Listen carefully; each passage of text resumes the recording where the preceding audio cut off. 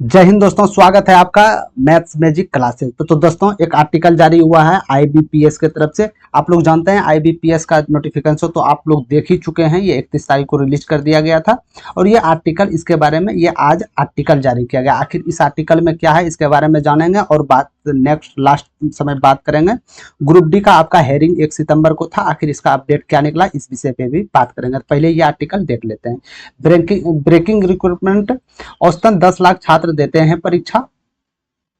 ठीक है, क्लर्क सहित 10 पदों पर होगी भर्तियां। इसमें क्लर्क भर्ती होगी और 10 पदों पर इसमें और भी भर्तियां इसमें की जाएगी। ठीक है, इसका 10 लाख देते हैं। आईबीपीएस आरआरबी 13,217 पोस्ट पर निकली वैकेंसी। पिछले 5 सालों में सबसे ज्यादा वैकेंसी इस बार निकली है, ये दावे किए जा रहा है। ठीक है, 13,217 सीट अभी तक खुलासा हो चुका है। चलिए आगे चलते हैं।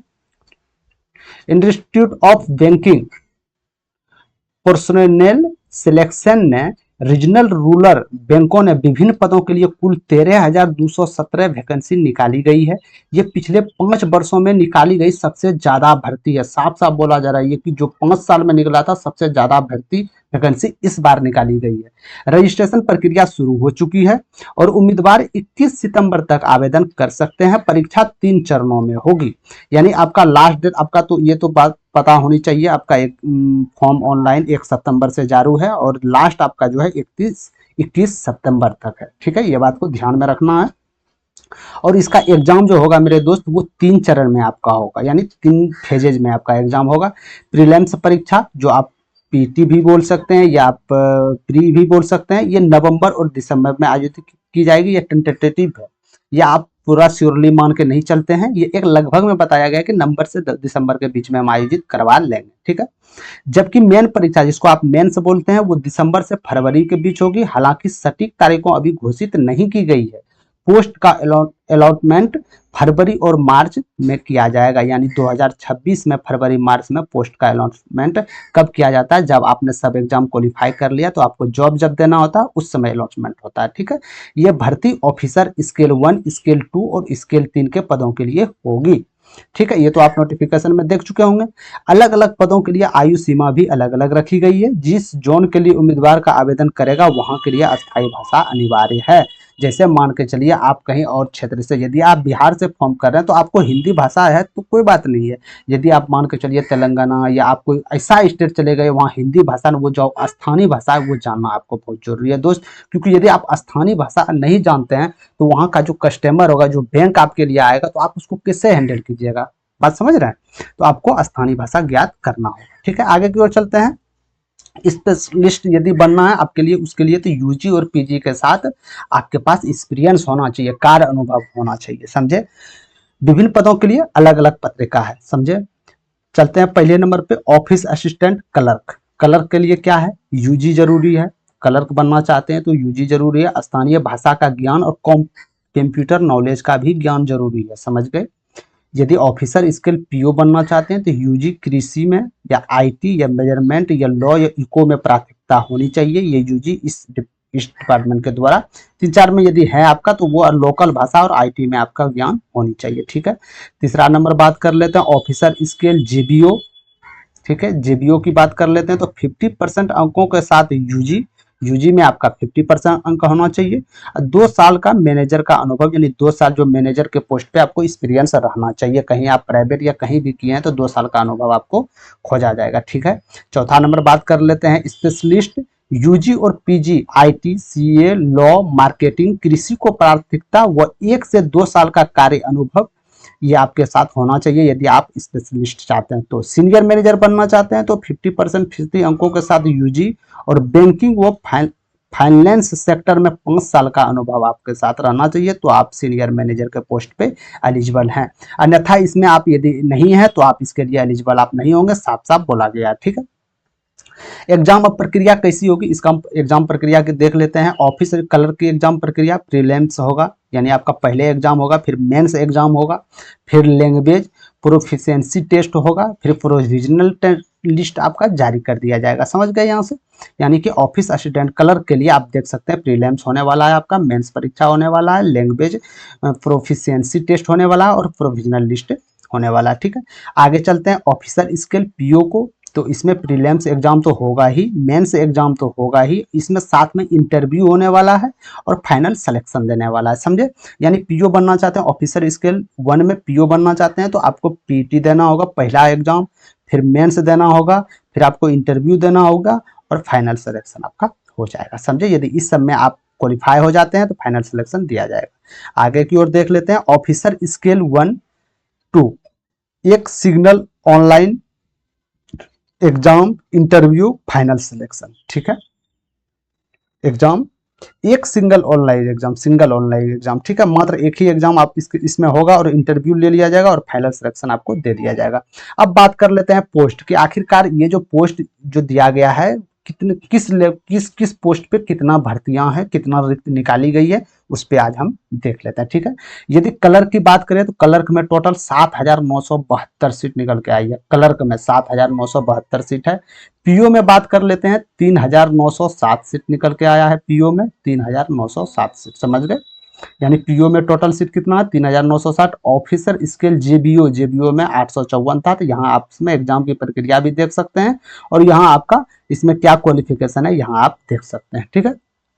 ऑफिसर स्केल 2 आईटी 87 वैकेंसी है, सीए में 69 वैकेंसी निकल के आ रहा है, लॉ में 48 वैकेंसी, ट्रेजरी ऑफिसर में 16 वैकेंसी निकल के आ रहा है, आप लोग जैसे देख सकते हैं स्क्रीन पे 16 वैकेंसी निकल के आ रहा है। ऑफिसर स्केल 2 मार्केटिंग में 15 वैकेंसी और एग्रीकल्चर डिपार्टमेंट में 50 और ऑफिसर स्केल में 199। कुल सीटों की बात करें तो 13,217 सीट निकल के आ रहा है, ठीक है। बाकी बात हाईलाइटेड यहाँ देख सकते हैं आपकी सबसे 5 सालों में सबसे ज्यादा वैकेंसी निकाली गई है। आखिर 5 सालों में वैकेंसी निकाली गई है तो कहाँ से वैकेंसी निकाली गई है, पिछले 5 साल में कितना वैकेंसी, तो यहाँ आप देख सकते हैं कब कितनी वैकेंसी निकाली गई है, ठीक है। 2021 की बात करें तो 13,201 सीट निकाला गया था, 2022 में 8,106 सीट निकाला गया था, 2023 में 8,612 सीट निकाला गया था, 2024 में ये 10,181 सीट निकाला गया था और अब की 2025 में 13,217 सीट का भी 2017 से 16 पोस्ट ज़्यादा निकल गई। काफ़ी अच्छा अपॉर्चुनिटी, ग्रेजुएट जो भी बच्चे हैं इसमें एलिजिबल होंगे उसके लिए बहुत अच्छा है। इसका यदि आपको फुल नोटिफिकेशन चाहिए तो डिस्क्रिप्शन में लिंक दे देंगे, वहाँ से आप इसका फुल नोटिफिकेशन आप देख सकते हैं, ठीक है। हम इसको डाल देंगे नोटिफिकेशन के रूप में। अब बात कर लेते हैं ग्रुप डी। ये तो आपका हो गया आईबीपीएस में तो आप लोग देख चुके होंगे इसमें क्या क्या एलिजिबिलिटी होता है। अब बात कर लेते हैं ग्रुप डी के बारे में। तो ग्रुप डी के बारे में मेरे दोस्त, इसका हेयरिंग आप लोग को पता होगा 1 सितंबर को हेयरिंग इसका था, 1 सितंबर 2025 को इसका हेयरिंग डेट निकाला था। यानी हेयरिंग डेट था आपका हालांकि कब, 22 अगस्त को जारी किया गया था, जो कि डेट गया था 22 अगस्त को, लेकिन ये 22 अगस्त से भी ये डायरेक्ट फैसला किसको दिया गया था, सीएटी को दिया गया था। सीएटी को बोला गया था कि आप जो भी निर्णय होगा अंतिम निर्णय आप देके हमको बताइएगा, लेकिन इससे निर्णय हुआ नहीं। आखिरकार 1 सितंबर 2025 में हाईकोर्ट ने इसको फिर जो इसका मतलब कि डेट है, फिर इसका जो भी डेट है वो आगे डेट ट्रांसफर कर दिया गया है, समझ गए। इसमें काफी लंबा इंतजार करना पड़ा है मेरा दोस्त। और इसका जो अगला हेयरिंग डेट जो निकला है, आप विश्वास नहीं कीजिएगा, इसका अगला जो हेयरिंग डेट है वो 30 अक्टूबर को है, समझ रहे हैं आप, 30 अक्टूबर को है अगला हेयरिंग आपका, 30 अक्टूबर।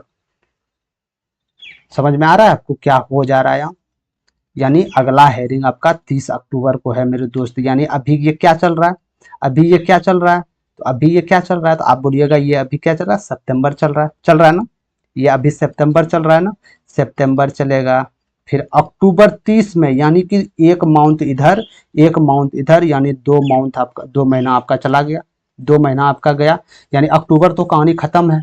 अब नवंबर में यदि वैकेंसी देगा मेरे दोस्त, तो इसका यदि मान के चलिए आपका संभावना, यदि नवंबर में भी एग्जाम हुआ तो पहले ये नोटिस जारी करेगा, फिर सब बच्चा को आगाह करेगा, फिर 10 दिन पहले ये एग्जाम सिटी जारी करेगा। इस तरह प्रक्रिया करते करते ये नहीं, कम से कम तो नवंबर दिसंबर में तो संभावना कम ही लग रहा है मेरे दोस्त, नवंबर दिसंबर में संभावना बहुत कम लग रहा है ग्रुप डी के एग्जाम को लेकर। इसीलिए ग्रुप डी का जो एग्जाम डेट है, ग्रुप डी का एग्जाम डेट जो है मेरे भाई, एग्जाम डेट वो कहीं ना कहीं 2025 ये लास्ट 26 में कन्फर्म 26 में आपका लेने वाला है, या आप हम इसको बोल सकते हैं कि 2026 में इसका एग्ज़ाम ये पूरा प्रोसेस करवाया जाएगा। ये बहुत गलत हो रहा है दोस्तों, ये स्टूडेंट के साथ बहुत गलत हो रहा है। आखिर इसका मुद्दा क्या था? तो मुद्दा इसमें ये था कि जानते हैं, जो वैकेंसी आया था तो आरआरबी ने जारी कर दिया था कि भाई हम इस पे 10th वाले को, 10th या आईटीआई वाले को हम लेंगे, एलिजिबल आईटीआई वाले आपको चाहिए, ठीक है। तो यही मुद्दे पे छिड़ गया है बहस कि ये 10th होगा या आईटीआई लेवल होगा। तो इसी मुद्दे पे कोर्ट केस चल रहा है, और इसी मुद्दे पे अभी कोर्ट केस हेरिंग पे हेरिंग जा रहा है। सीईटी को सौंपा गया था दिल्ली हाई कोर्ट ने, सीईटी को फैसला सुना दे कि आप जो भी फैसला होता है 30 दिन के अंदर आप हमको फैसला सुनाइएगा। लेकिन फिर 1 सितंबर को जैसे ही फैसला आया तो 1 सितंबर से 30 अक्टूबर आपका ट्रांसफर को फैसला कर दिया गया कि आपका सुनवाई, अगली सुनवाई 30 तारीख को होगा। यानी कि 30 अक्टूबर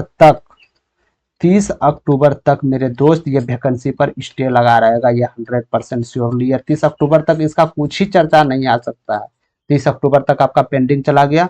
ये स्टूडेंट के साथ बहुत बड़ा अन्याय हो रहा है, समझ गए। तो इससे जो भी होता है, जो भी टीचर्स हैं हमारे, जो भी अनुभव सब टीचर्स हैं, उसको इस पे ध्यान देना चाहिए कि आखिर ये जो हो रहा है वो स्टूडेंट के लिए गलत हो रहा है, आने वाले भविष्य के लिए और भी गलत हो रहा है, ठीक है। तो ये ग्रुप डी का दोस्त है मेरे दोस्त, ग्रुप डी का ये नोटिस था 2026 में इसका प्रक्रिया होते दिख रहा है हमको। हर एक साल का यही, इसका 5 साल पुराता है वैकेंसी को, ठीक है। तो यानी ग्रुप डी का अभी जो भी है सामान्य स्थिति नहीं है, इतना तो बोल सकते हैं, सामान्य स्थिति ग्रुप डी के लिए अभी नहीं है। और बाकी बात, इसका जो भी नोटिफिकेशन होता है मैं सबसे पहले आपको माध्यम से, इस चैनल के माध्यम से आपके पास लेके आता हूँ। इसीलिए अच्छा लग रहा है, यदि आपको सेशन अच्छा लगा तो उसको लाइक और शेयर कर दीजिए, बेल आइकन ऑल पे दबा के क्लिक कर दीजिएगा, ठीक है। और बाकी बात, आईबीपीएस की बात करें तो इसका फुल नोटिफिकेशन हम डिस्क्रिप्शन में दे देंगे, सॉरी, फुल नोटिफिकेशन डिस्क्रिप्शन में लिंक रहेगा टेलीग्राम का, वहाँ हम डाल देंगे टेलीग्राम का, सॉरी माफ कीजिएगा, टेलीग्राम का डाल देंगे, वहाँ से आप डाउनलोड कर सकते हैं, ठीक है। और इसी तरह कोई भी इन्फॉर्मेटिव नोटिफिकेशन या गवर्नमेंट जॉब का नोटिफिकेशन या क्लास का कोई भी पीडीएफ रिलेटेड नोटिफिकेशन होता है तो इस चैनल को सब्सक्राइब कर लीजिए, पल पल आपको अपडेट मिलता रहेगा, ठीक है। तो अभी के लिए इतना ही, जय हिंद, मिलते हैं कोई नेक्स्ट क्लास या नोटिफिकेशन।